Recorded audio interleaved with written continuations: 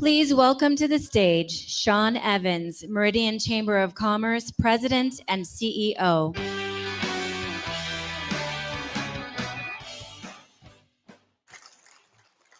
Thank you. I know it's difficult to take your seats because it's been a long time since we've been back together. So good afternoon, everyone. On behalf of the Meridian Chamber of Commerce, Board of Directors, and our general membership, welcome to the 2021 State of the City Address. We are so glad that you've chosen to join us today, either here in person or online, as we're broadcasting this, streaming it live across the city's platforms and the Chamber's platforms. The Meridian Chamber of Commerce is proud to bring you, for the second year, the annual message of Mayor Robert Simison. This year, we're very pleased to have Albertsons as our presenting sponsor. This program, just like many Chamber events, would not be possible without the help of our sponsors and our supporting sponsors for their generous support to continue to make this program available to the public and provide scholarships as a part of this year's event. This time last year, we were all facing challenges dealing with the impact of the pandemic on our community. Last year, this event was only available virtually, but we're so glad to see everyone in the community opening up again. While there's still need to be diligent to ensure the community is safe, we love seeing our friends, neighbors, and our business community in person once again. Today, we're joined by a few special guests. I'd like to recognize in the audience, Senator Chuck Winder,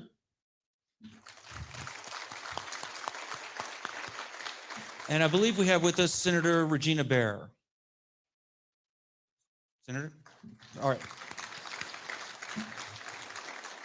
Joining us also today is your local city council members, with Council President Treg Burnt, Vice President Brad Hoagland, Councilman Joe Borton, Councilman Luke Kavanagh, Councilwoman Jessica Peralt, and Councilwoman Liz Strader. We're also joined by the heads of the City Meridian's various departments. Would you all please stand together and please be recognized? And thank you all for your great work you do in serving our community. Thank you.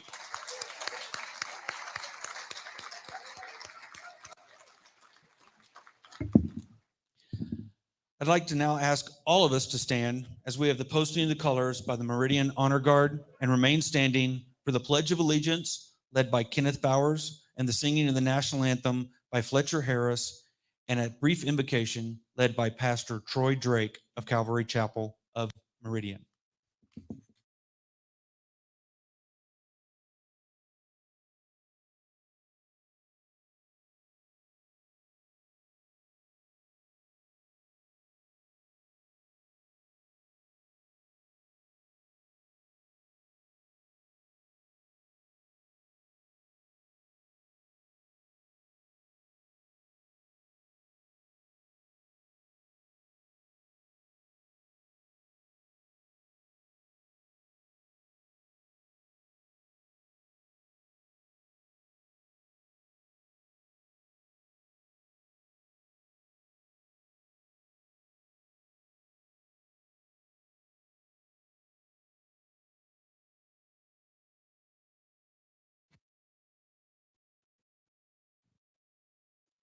I pledge allegiance to the flag of the United States of America and to the republic for which it stands, one nation, under God, indivisible, with liberty and justice for all.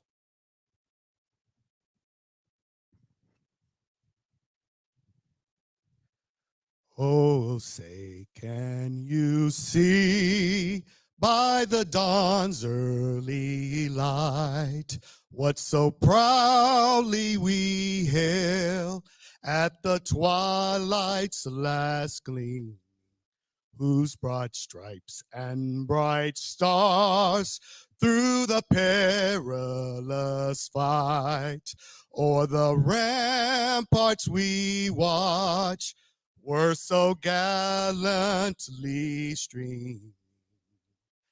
And the rockets' red glare, the bombs bursting in air, gave proof through the night that our flag was still there.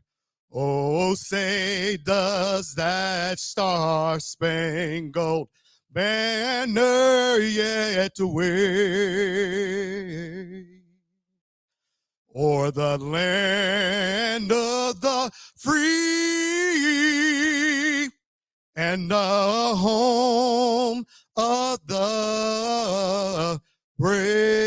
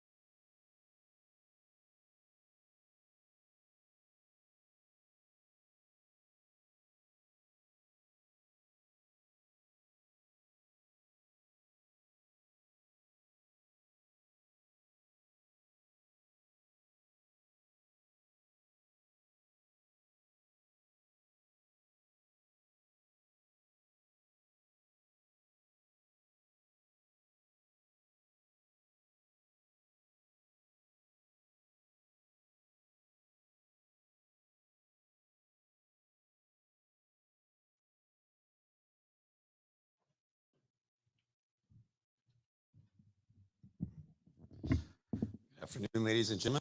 Join me in a word of prayer. Dear God, on behalf of all who are gathered here today, we just want to thank you, Lord, for this great country, this great state, this great city, for giving us life, liberty, and the pursuit of happiness. Father, I know that you primarily care about people. You said that you so loved the world that you gave your only son. And so I pray that our leaders and citizens would put people first, that we would care about one another, and that you would heal division and promote unity by your Holy Spirit. God, I ask that your peace would be upon our city and nation, and that each of us would choose to seek your righteousness. I pray for our city leaders and officials you've established them to promote peace and order and justice. May they do it with humility, Lord. And I ask, Lord, that you would graciously grant them wisdom to govern how you see fit amongst the conflicting interests and issues of our time. Because you have shown us what you require, and that's to do justly, to love mercy, and to walk humbly with you, God. And so I pray that we would all have compassion like that toward our fellow men, women, and children, and that we would do all as you said in the Bible, which is to love God and to love our neighbor as ourself. And last but not least, I pray for the words from our mayor today, that you would bless him with wisdom and the gift of leadership as he communicates the plans for Meridian. May God bless this gathering and this city. In the name of the Lord Jesus, I pray. Amen. God bless you.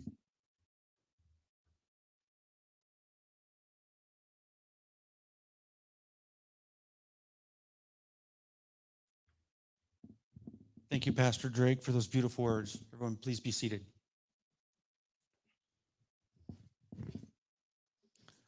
It's now my pleasure to share with you a message from our presenting sponsor, Albertsons Companies. It's Joe Albertson. At Albertsons, our local pride runs deep, back to 1939, when a guy named Joe built the first store in Boise, Idaho, with a commitment to giving his community a special kind of grocer. Today, we're as committed to Joe Albertson's vision as when we first opened our doors, to giving back to the people of Idaho, enhancing our community, and helping make this place special, today and for generations to come. Albertsons, your neighbor since 1939. It's now my pleasure to introduce the speaker for our presenting sponsor today, John Callgrove. John began his career with Albertsons in 1977 as a courtesy clerk in Colorado Springs, Colorado. He held assorted positions of increasing responsibility throughout the store, including store director at 5 different stores locations prior to his promotion to the division office. Over the years, John took on various roles of several divisions, including Denver, Portland, Southern, and Intermountain. His functions included district manager, grocery sales manager, division vice president of marketing and merchandising, and corporate vice president of grocery sales. Most recently, John was senior vice president of marketing and merchandising for the Denver division, before being chosen for his current position of division president of the Intermountain division in October of 2017. Please welcome Mr. John Callgrove.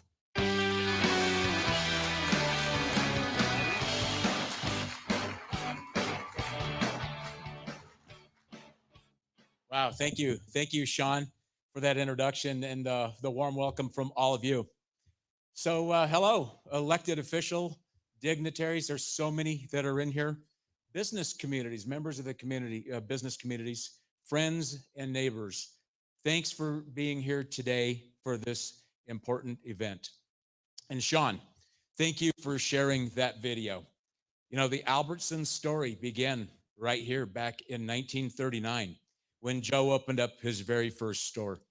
And early on, one of Joe's key successes was his commitment to supporting communities and neighborhoods where his stores were located. And he knew to have a thriving company, he needed to have growing neighborhoods. It was that simple. So fast forward 82 years later, we strive today to carry on Joe's tradition by ensuring our customers have access to the resources they need to support their families. We strive to build strong communities by serving on community boards, dedicating volunteer hours, and contributing to organizations that support our community where the need is the greatest. And we're thrilled to be a part of this amazing Meridian community with 3 conveniently located neighborhood Albertsons stores. Our store directors are right here in the front of the store. Raise your hand there for me. So all 3 of our store directors are here. Thank you. Thank you. You know, they, through the pandemic, I got to take my hats off to them. I think they're the hardest working folks out there, making sure that individuals and families, neighbors had what they needed, the resources that they needed to make it through that the trying times that we just had. But we're also excited to actually one of our 3 stores is our flagship store right here in beautiful Meridian, Idaho. That's just such a wonderful store. We love having that store here, and we're excited very soon. As soon as we get the permits approved, we'll be breaking ground on our 4th store on Eagle and Amity. So we're looking forward to expanding along with this great city. And we consider ourselves very lucky to live in such an amazing place where the community comes together to support each other. So enough of Albertsons. What we're really here for today is to hear the address from our mayor. And with that, it's my pleasure to introduce Mayor Simison.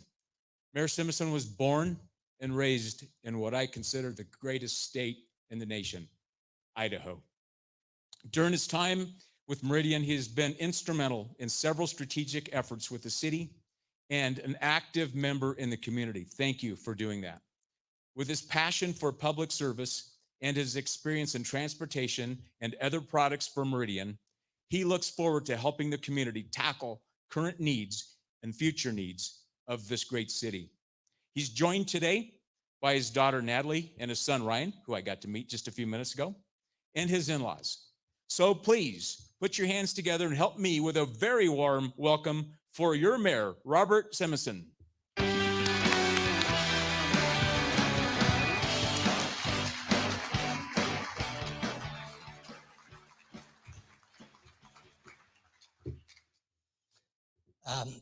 Thank you, John and Albertsons, for your support and title sponsorship for this year's event. Before I get going on my formal remarks, to our community development department. Just you heard that wink, wink, nod, nod. That's right down the road from my house. So I'm excited about that, Albertsons, really excited. So is my family for those plans and permits to get approved from that standpoint. But I did also want to give a special welcome to my family who's here. Unfortunately, my wife could not be with me today as she had to be working. Someone's got to make money in this family. But it's an honor to share today with you for all that you have done to help us and our family grow and thrive here in this community over the last 12 years, 13 years in the Treasure Valley. So I also want to say thank you to Sean and the Chamber and all the sponsors for the work that you've done to help make this happen, and to Pat and the team here at the Galaxy Event Center. We appreciate your help and guidance in getting this back together in person. So with that, let's go ahead and get going. So hello, Meridian. I'm excited to be standing in front of you today. It has been a long 15 months since March of 2020. But today is the dawn of a new era, a renaissance of sorts as we find our way back into the community. The big step is here, the Galaxy Event Center, for this Meridian Chamber of Commerce event. I am grateful for the opportunity the business community has provided for me to speak about the state of Meridian. The state of Meridian is strong. Some might say a little too strong, as we see new residents and businesses choose to put down roots in our community.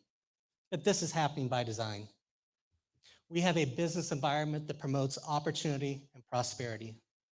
Our public safety is there in times of need and to protect our civil liberties. We have common sense fiscal management of the valuable taxpayer dollars we are entrusted with. We are committed to the infrastructure improvements necessary to provide efficient and effective services, all of which contribute to the premier quality of life we all enjoy. I am blessed to work with a great team. We have an engaged city council, which is committed to our city services and working to address the long-term challenges we face as a community. Our first responders are providing emergency services at the most critical time in a person's life.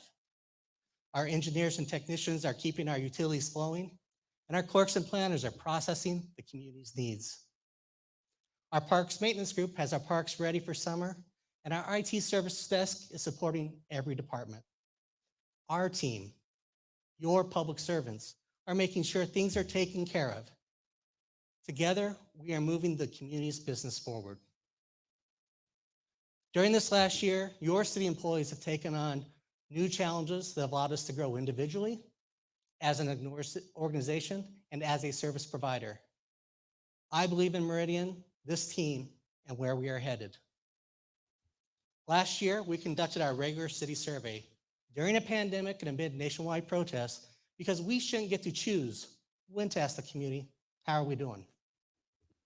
Despite the challenges many people were facing and have been facing, residents stepped up and continued their tradition of providing valuable feedback. What our residents said in 2020 was largely the same as what we heard in 2017.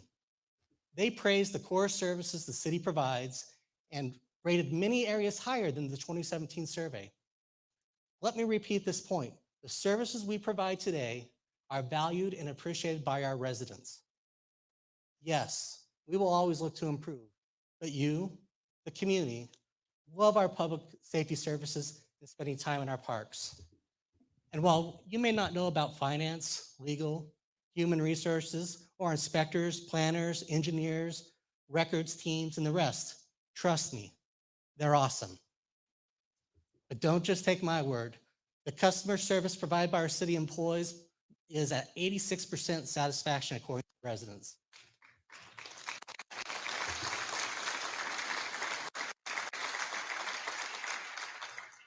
This ranks far above the regional and national average, and I couldn't be prouder of the team. We have seen some phenomenal work by our employees this last 15 months. They were committed to providing the services during a pandemic that the community expected. Innovation occurred, whether taking public testimony remotely, using an emergency response vehicle focused on potential COVID-19 cases, using video cameras to do remote inspections, or holding virtual events. Our employees never missed a beat, And the work they did is setting the expectations for how we provide services moving forward. We are so proud to be a part of this team. We've watched you adapt to the challenges that 2020 brought to our community. You made changes to the way you work, where you work, and what you work on. You kept your focus on keeping our community safe, keeping those services flowing, keeping the parks green for all of us, and meeting the needs of our customers, neighbors, friends, and businesses. and you've been there for each other. Through it all, you continue to make Meridian a premier community to live, Work, and raise a family. We are proud to be a part of such a rad team. resilient, adaptable, and driven. Thank you. thank you. Thank you. Thank you. Thank you. Thank you. thank you.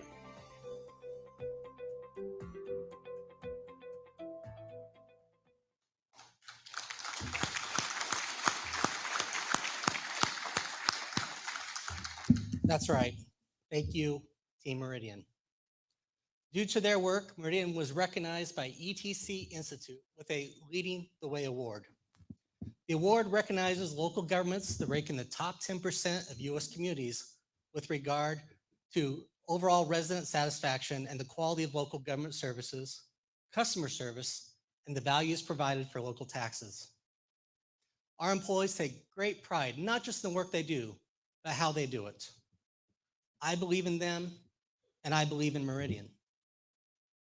The city survey also identified areas we need to be focused on. Residents remain concerned about transportation, growth, and education. I was not surprised to see these issues as opportunities for improvement because these are the same issues from previous surveys and when I was campaigning. They're not going away. I remain committed to making each of these areas a priority and bringing solutions, not excuses, because as mayor, this is what the community is asking for. Today, a lot of my focus will be on these three issues. Some may question why I'm focused on roads and schools when the city does not directly operate the road network or administer school business. Simply put, both of these issues are a result of growth in the larger context. We need to, both of these issues are a result of growth, but in the larger context, we need to care about our roads, schools, and libraries as much as our core services for Meridian to be a premier city. When residents tell us that core services like fire, parks, and law enforcement are rated excellent, but that growth and development is one of the top 3 important issues for Meridian, along with schools and transportation, we must focus in on these areas.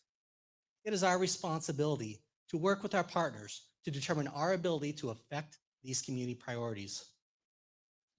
We know growth and development brings continued pressure on roads and schools, as the necessary state funding for these issues have not been an ongoing priority at the state legislature.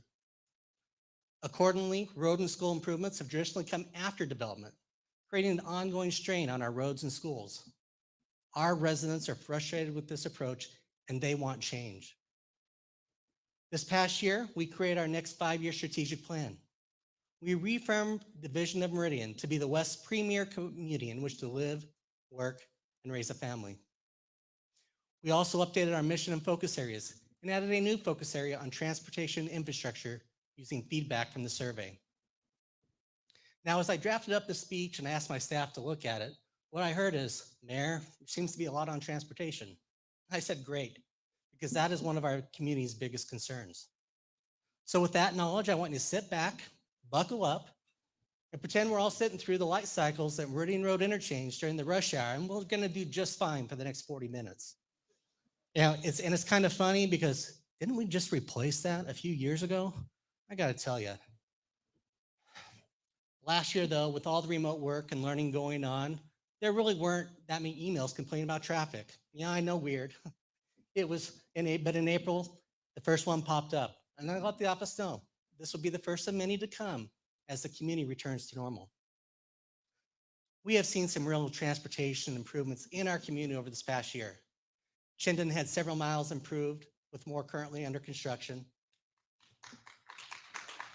We'll take all those applauses you can get today. Meridian, Linder, and 10 Mile all saw improvements with widening projects. South Eagle Road is currently under construction. These are overdue and welcome improvements, and I wanted to say thank you to our development partners, ACHD, and ITD. We appreciate you.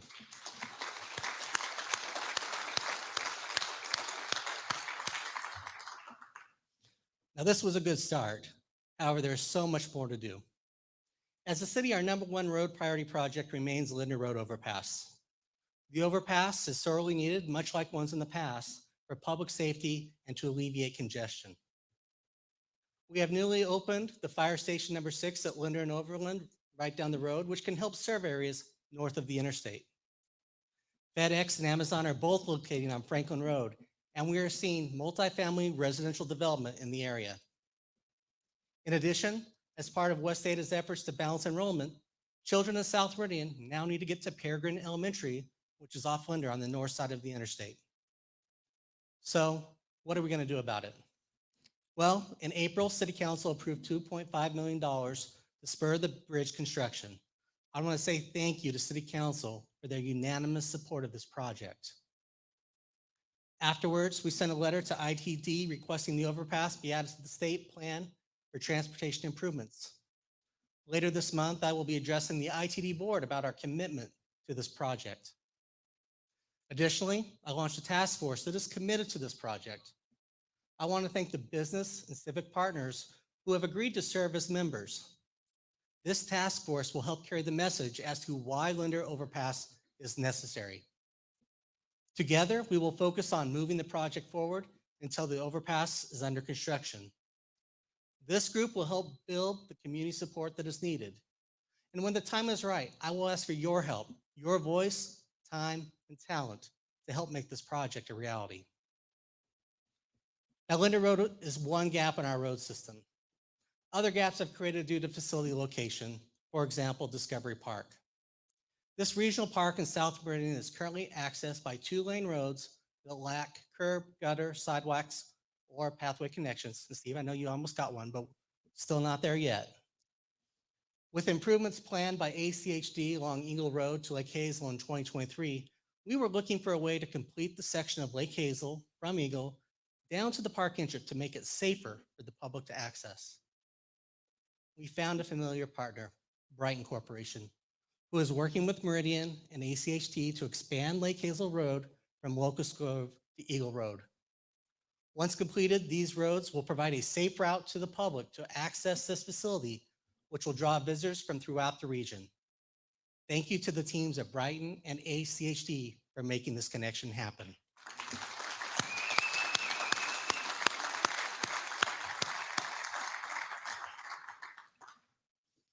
We have a similar situation in North Meridian with Owyhee High School. Road improvements are needed to provide safe access for all traveling to the school located at USIC McMillan, but we have not yet found a solution. Last year, I spoke about using our city dollars to help ACHD build needed road improvements in advance and then have them reimburse us. A section of USIC heading towards Owyhee was a great project to consider for this type of partnership.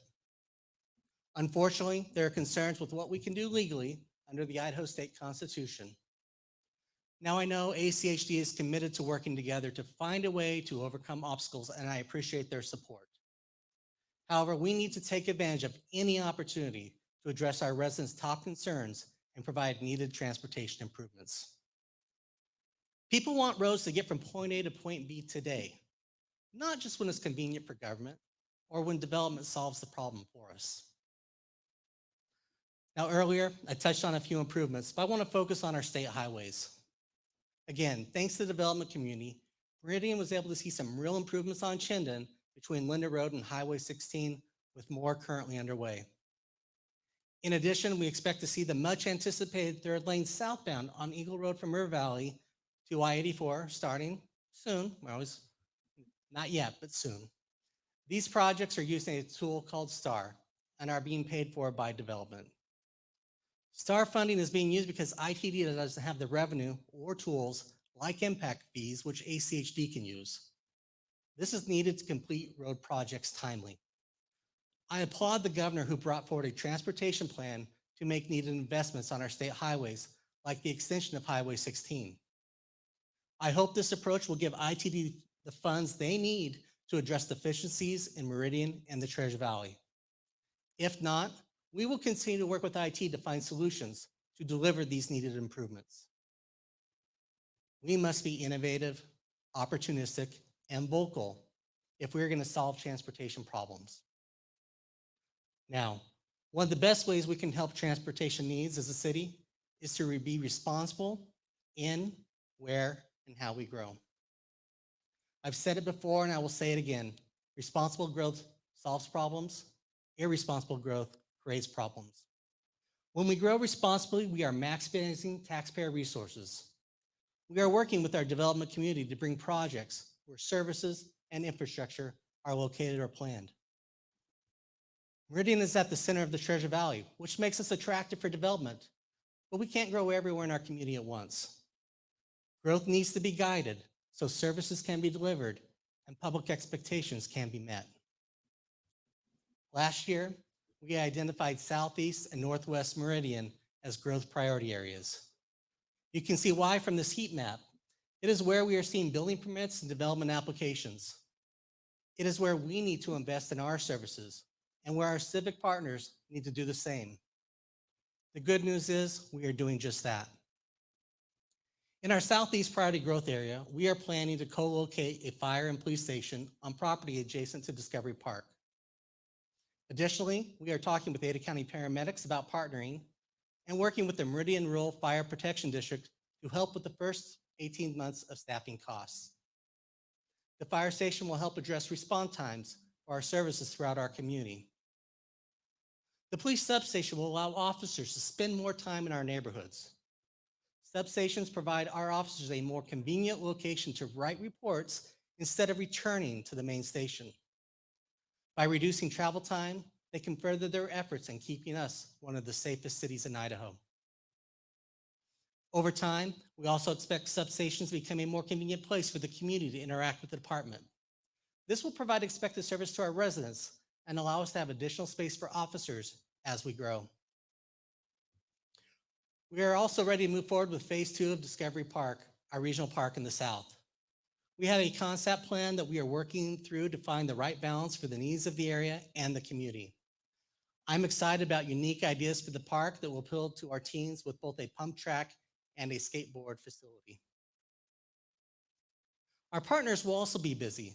The Meridian Library District is going to have 2 library locations with a tiny library at the Hill and a new full-service branch library nearby. There are also plans for a future charter school and land for a future West Ada Elementary School in the area of Lake Hazel and Locust Grove. With all of this activity, the road improvements along Eagle Road, Lake Hazel, as well as improvements to Locust Grove from Overland to Victory are key to the success of this growing priority area. Similar investments is occurring in Northwest Meridian, as well as some planning for the future.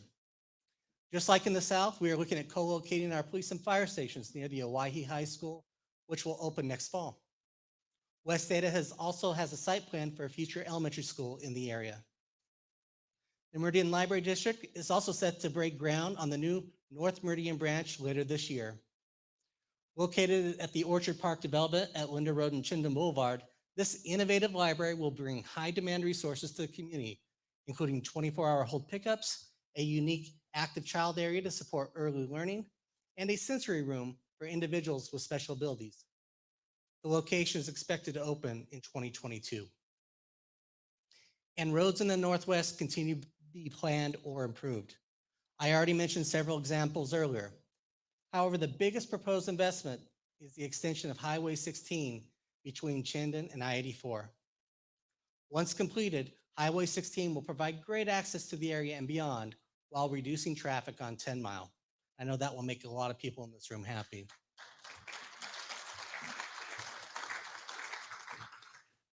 It will also, however, somewhat isolate a section of our community from the rest of Meridian. That is why the Community Development Department has been developing a detailed area plan for this most northwestern part of our town. Yes, we know where the schools, fire, and police stations and major roads will be, but we need to look deeper and determine what the area feels like. Where should the commercial center be located? the role of our park system, and how local roads should work to pull together into its own vibrant community. As you can see, we need to invest in our community, as do our partners. With our strong financial position, I am confident in our ability to deliver these services to our community, and we can start now. Last week, I delivered my budget to the City Council to meet the needs of our community I have been describing. We can achieve these objectives because we have been collecting impact fees, which help cover the cost of growth. We have been saving before we spend, and we are lean so we can bring on the needed police, fire, and other personnel to deliver these services. The funds that have been entrusted to the city by the citizens are for services they expect. Last year, we broke ground on the Scenario Training Center to provide real-life learning for our first responders, and I know they and everyone else is looking forward to its opening here in the coming month. But we need to continue our investment in public safety now to provide services as soon as possible. The budget I propose asks City Council to move up a fire station that is planned to open in 2025 and build it alongside the one planned to open in 2023. My budget also provides the funding for the 2 police substations I mentioned. I know this is a big ask for City Council, but it is the right ask.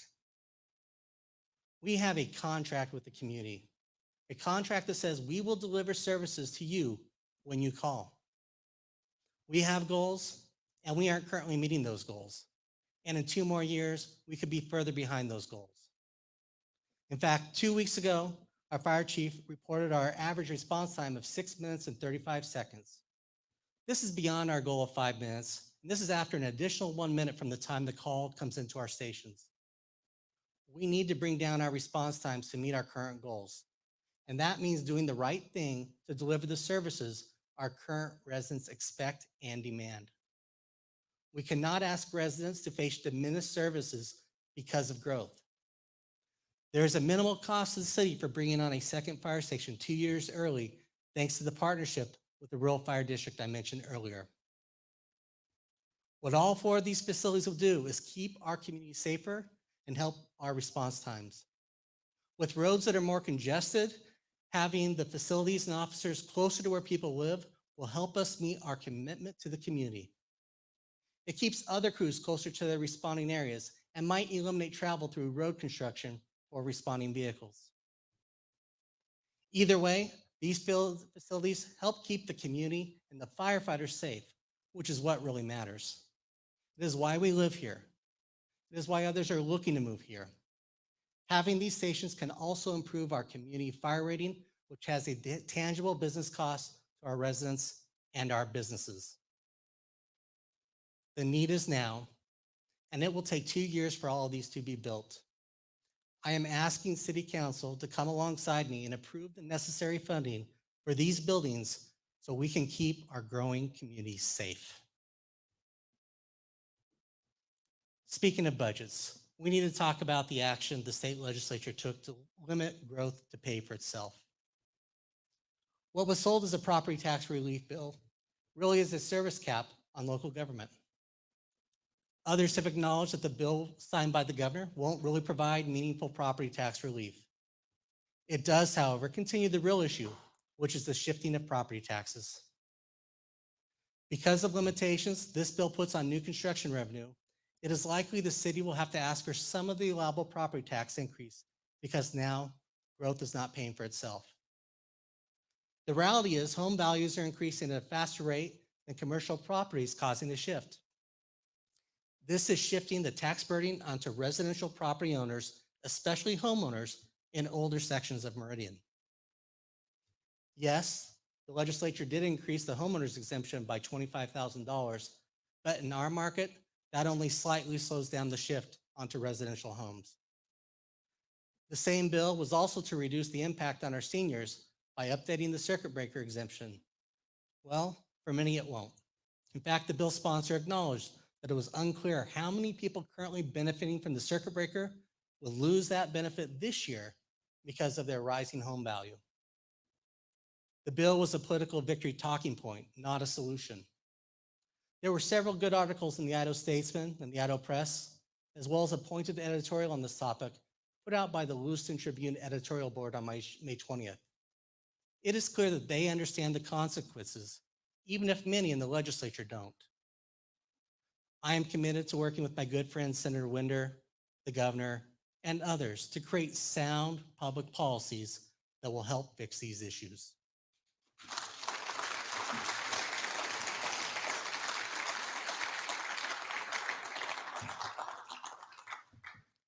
You may have heard about the moratorium put in place in Caldwell, and others are looking at how to manage the bill's impact. Each city will have to decide what it means for them and whether they are willing to give up economic development in their community so they can provide services to the current residents and businesses. For Meridian, so long as we are willing to focus our development in our growth priority areas, we should be able to provide our city services as planned under the legislation. And while the legislature was doing their best to limit cities financially, they were unable to address a simple cleanup bill regarding city elections. Last year, the legislature passed a bill requiring city council elections by districts once a city's population is over 100,000 people. For Meridian, this will happen when the 2020 census information is transmitted later this year. Last year's bill lacked direction on implementation, so we worked with the legislature for guidance. Ultimately, the fix was hijacked, and the concerns for implementation still exist. So this November, we will elect 3 council members the way we traditionally have. In 2023, we expect to elect city council members by districts. We will begin the districting process once we receive the necessary data to establish our future districts. It is our intention to complete this process in 2022, so the community is fully aware of the plans and processes for the 2023 election. Our residents also highlighted concerns about education in the survey. We all know this last year was a challenge for our kids, parents, and teachers. And I think we are all excited to look ahead. So let's take a moment and focus on our future by looking at our 2021 City of Meridian Scholarship winners, who are a great representation of the brightness to come.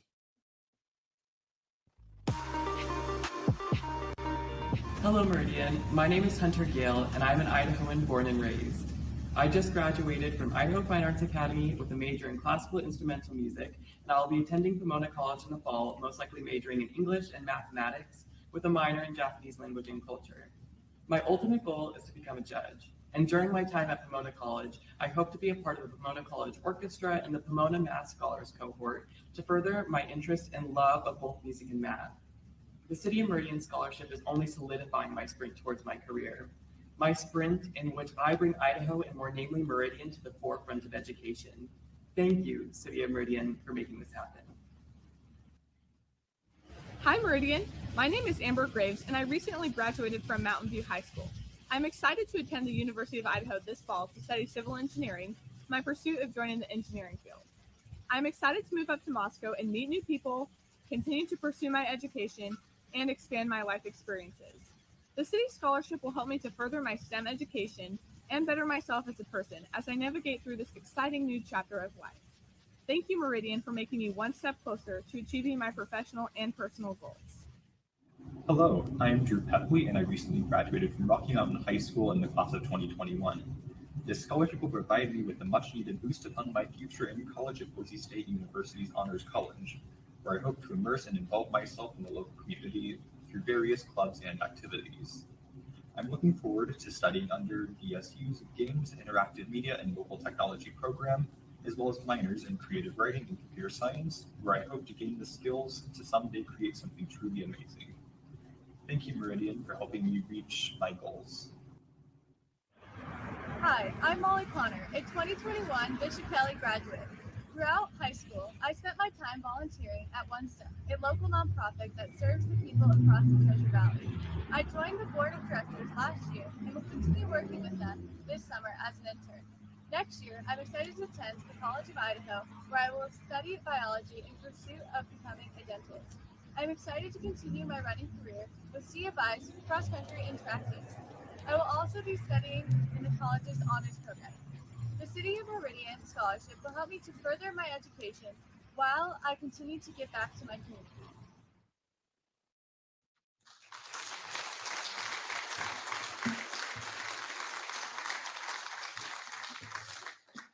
Congratulations to these deserving students. We are proud to be able to support your educational goals. I truly appreciate the relationship that exists between the city and West Ada School District.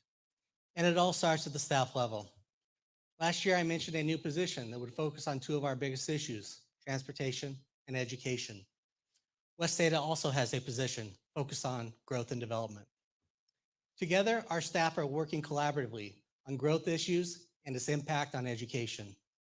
These efforts are helping both organizations have a greater understanding of what is occurring in our community and how we can collectively be better. I want to acknowledge Dr. Marianne Randalls for all she has done as the superintendent of West Ada. She has been a champion of the students and led the district through a period of significant growth and capital investment from bonds approved by the taxpayers.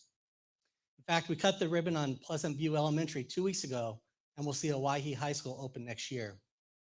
With bonds, and facility improvements, a supplemental levy, boundary adjustments, and so much more, I want to say thank you for your service to West Ada, Dr. Randalls.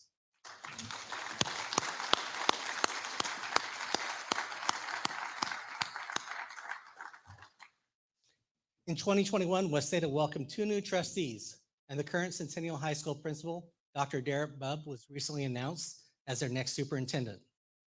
The City Council and I met them all last month during a joint meeting. It is clear that we are committed to building upon the staff relationships and working together for the students. One way we can help West Ada is to have impact fees. We need to continue to advocate for growth to help pay for itself from the state legislature, some of whom expressed an interest in this when they were campaigning last year. We need to do this in order to build needed schools and facilities. Ultimately, the legislature needs to take responsibility for their constitutional requirement regarding education. They can do this providing state funding and tools so that growth can help pay for new facilities instead of just relying upon bonds, which are part of the property tax burden. Thank you. Bonds and levies aren't fun, and neither are boundary committees. I know I've had the pleasure of serving on them and had Councilman Burnt come and testify at one of those times. Parents, they care about these issues. But I applaud West Ada for updating their boundaries and their ongoing commitment to this process. Making sure we are maximizing space in our schools before asking voters for additional facilities is crucial. I know it is not popular, but it is necessary to maintain the fiscal trust of the public. And while they have maximized space for today, we know there will be other facility needs in the future. I'm committed to working with them on long-term options so we can be proactive and provide schools for our kids as the needs arise, not years after it is warranted. One interesting thing about growth in our community is the changing demographics. It wasn't that long ago that the average age in Meridian was 32. Now it's 36. Additionally, our population that is over 65 has increased from 8.3% to 12.7%. Despite the growth and need for schools, we are maturing as a community. The change we are seeing in demographics and challenges we have in our community infrastructure is why I am announcing my intention of making Meridian an AARP livable community.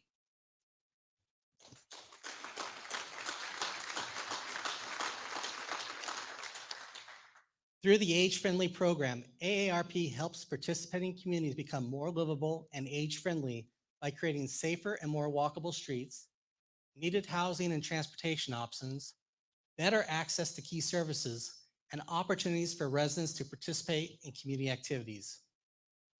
The AARP network of age-friendly states and communities provides a structured process that guides change and serves as a catalyst to educate, encourage, promote, and recognize improvements that benefit residents of all ages and life stages.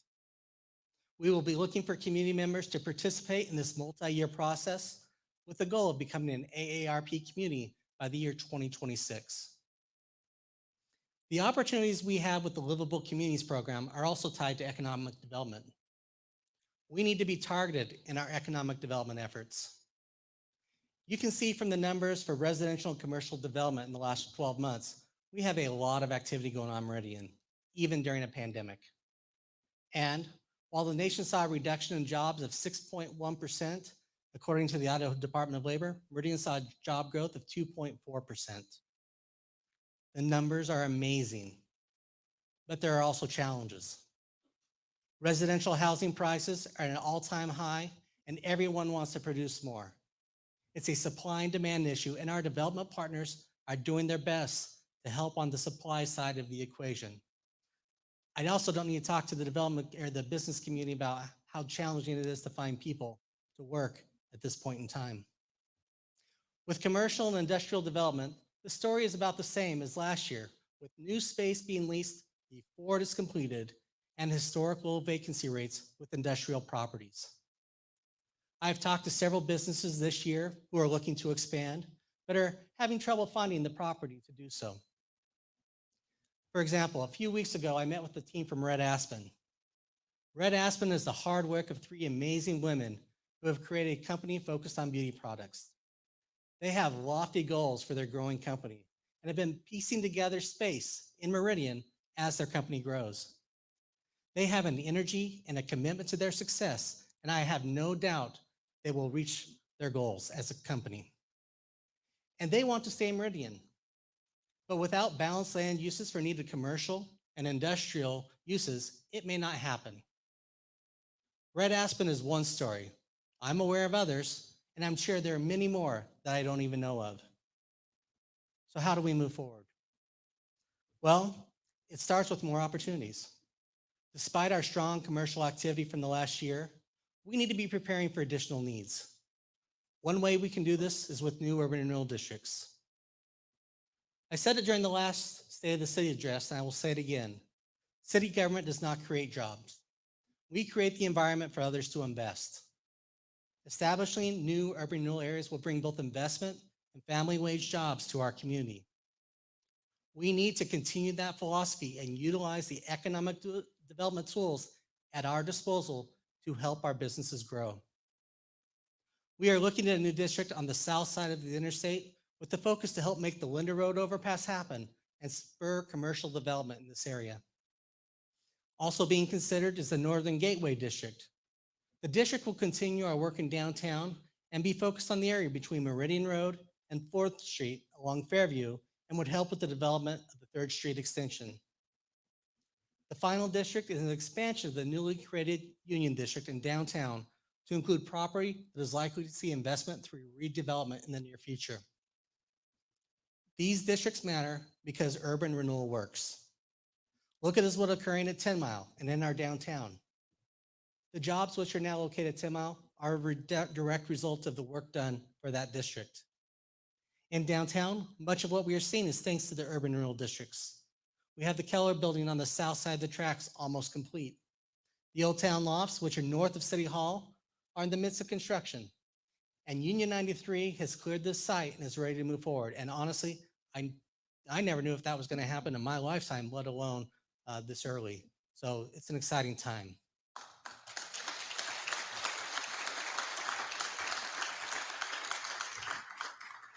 Since last year, the plans for the area known as the Civic Walk in downtown has changed. We are once again seeking proposals to find the right next project for this property. This project will continue the existing energy and reshaping of our downtown. One element that may or may not be included in the Civic Walk is a community center. I believe a downtown central location for an enhanced community center is essential for our residents. If it is not included as part of a proposal, we will be focusing on developing our own plans for a much needed new facility in the upcoming budget. This is an important part of our downtown's future. Our Park and Recreation Department has been and will be busy for years to come.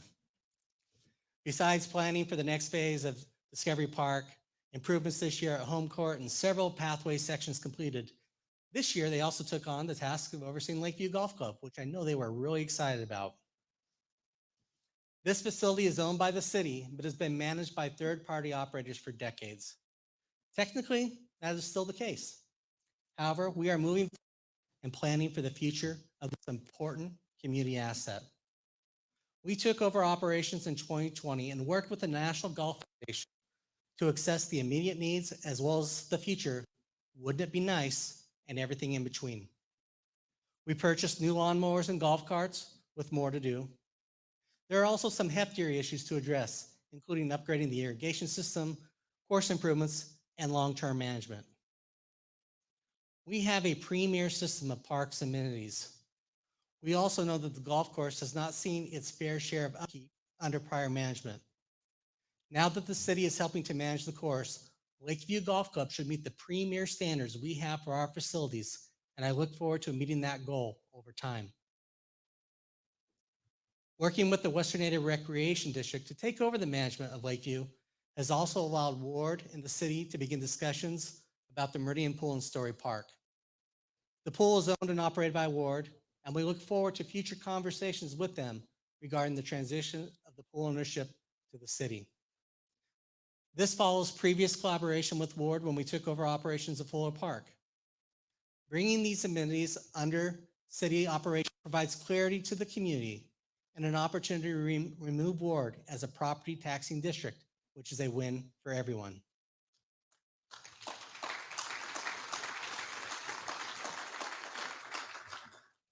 Parks are great community infrastructure, just like water, sewer, streetlights, and broadband. Last year, I spoke about the plans to commission our wastewater resource recovery facility after a multi-year, multi-million-dollar expansion. The new plant has been successfully operating for 11 months now, and we will continue to evaluate next steps, from the odors to the access to the opportunities with changing technology and growth, in order to make sure we are planning for our future needs. On the water side, we are making investments in water quality with our 5th well treatment facility completed in 2020. I was able to spend some time in one of these facilities earlier this year. It is state-of-the-industry technology operated by technicians who are dedicated to delivering quality water to our residents. We have 7 more of these facilities slated to come online over the next 5 years. I want to touch on broadband as well. We have been fortunate to have private investment of this important and needed infrastructure. During this last year, you have likely seen lots of contractor activity connecting households in our community with fiber. What we learned over the last year is the importance of connectivity and the freedom it affords businesses and their employees. We need to get every home, business, and public space connected to fiber. By now, you may have heard about the American Rescue Plan, or ARPA. Under ARPA, the city of Meridian can access $12.2 million that has been identified for water, sewer, broadband, and others. By leveraging ARPA funds and working with our business community, we have an opportunity to ensure we are all connected with broadband. We need to look at how we can utilize these dollars to help our private sector bring broadband to underserved areas that are more costly and complex. Quality broadband infrastructure can be the difference when people and businesses are looking to grow and thrive. Now, this isn't the first set of dollars our community has had access to during the last year and a half. Through the CARES Act, Meridian was able to get needed personal protective equipment for first responders and enable a more remote workforce. Where these dollars really made a difference, however, was for our small businesses. As a city, we were able to provide $1 million to over 60 companies to help them during the pandemic. I recently had the chance to visit with one of these companies, Hammer & Stain. Here, I heard the story of a business that opened just before the pandemic and the struggles they faced, the change in their business model, and the value of the funds received from the city through our business grant program. It helped them keep their doors open. While theirs was a success story, there were also other businesses who chose different routes, some by choice, others by necessity. When the pandemic was first hitting Idaho, I talked with several business owners as they were making hard decisions about the future of their business and their employees. Some decisions were ending their dreams of business ownership after years of hard work. It was through these conversations that I saw the love for humanity.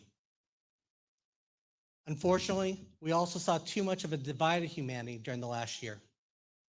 We saw people divided about masks, elections, and injustices across the nation. It pitted neighbor against neighbor as people were asked to choose a side, as if there was only one right answer to every issue. When we were no longer gathering together as a society and engaging in conversations, I believe everything became further polarized.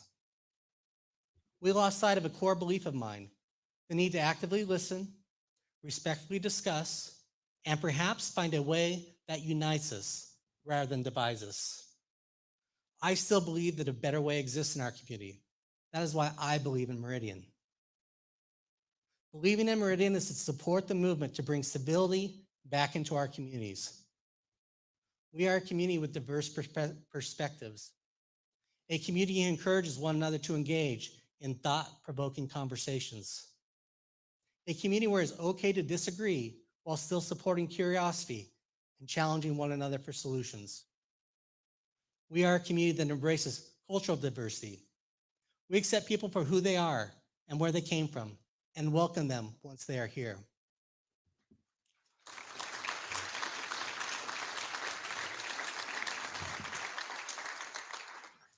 We are a community that stands up for one another and speaks up when we see wrongdoing, so people understand our shared values. Believing in Meridian starts with me, our city council, and other leadership throughout the city. But the responsibility lies with all of us if we are to be the community we say we are and desire to be, the premier place to live, work, and raise a family.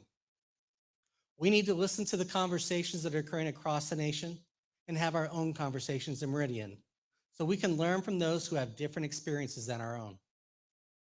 It is important to engage in open and respectful dialogue as we work together as a community. We started these efforts this last year under the leadership of Council President Burnt. He and I were joined by our police department and had conversations with members of our community to understand the challenges they face. I believe we need to continue the conversations we started and expand them to include our faith community, business leaders, and educational providers. We all need to be engaged if we are going to evolve towards a more just society, building stronger ties in our community and as neighbors. I believe in Meridian, and I will ask that you will do the same.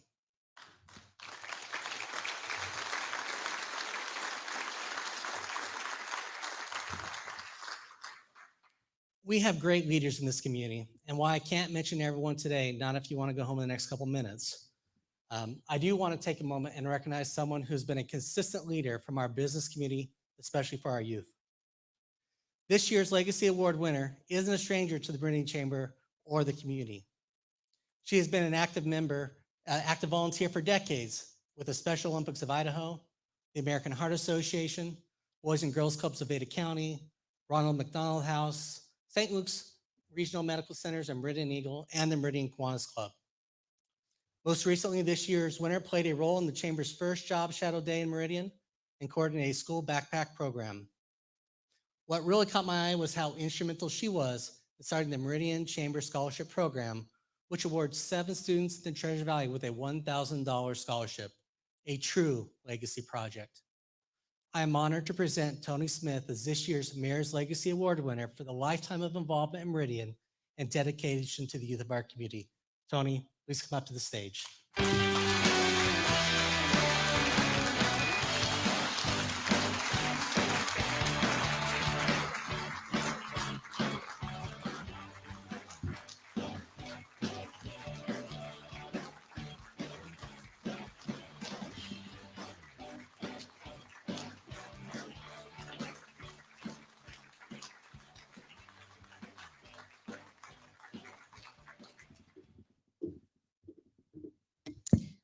I would like to say that I am most, how we put this, appreciative of this wonderful award.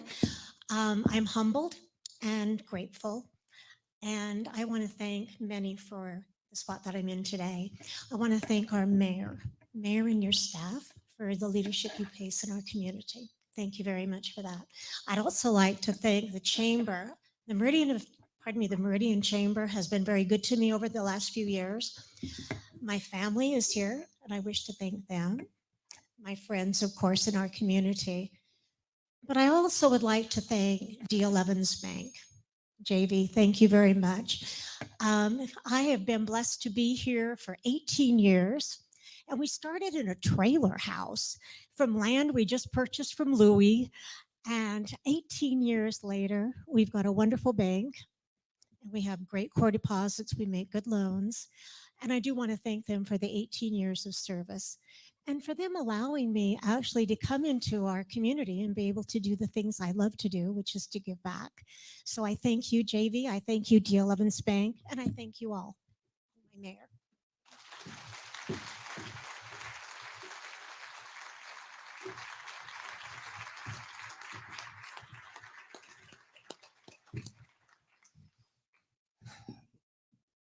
Tony, you're leaving a lasting legacy, Meridian, so thank you. In closing, we've had quite a year, and I'm excited when I look at what's on the horizon. The state of Meridian is strong. We have an environment that promotes business opportunity and prosperity as we step out of the shadow of a global pandemic. Our public safety is there in times of need and to protect our civil liberties, and we need to make significant investments to continue to meet our service expectations. We have common sense fiscal management of the valuable taxpayer dollars we are entrusted with and need to utilize tools to ensure growth pays for itself.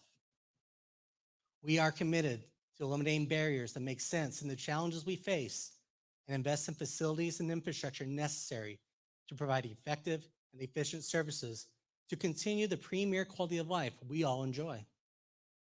Let's get back to talking, finding solutions, and supporting one another. And together, we can all believe in Meridian. Thank you.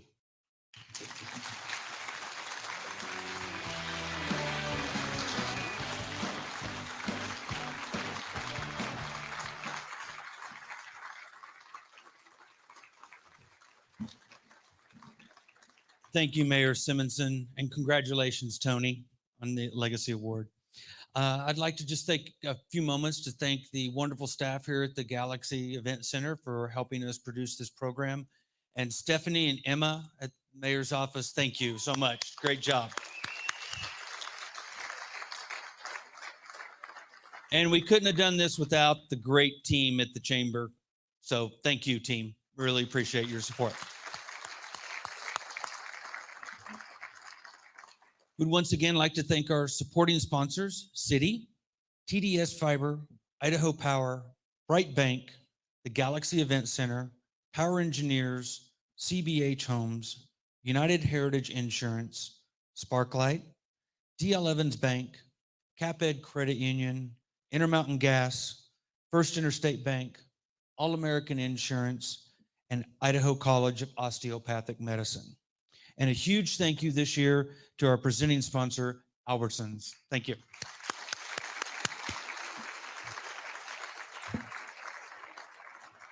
On behalf of the Chamber of Commerce, thank you for joining us today. Let's keep Meridian healthy and open for big business. Have a good evening.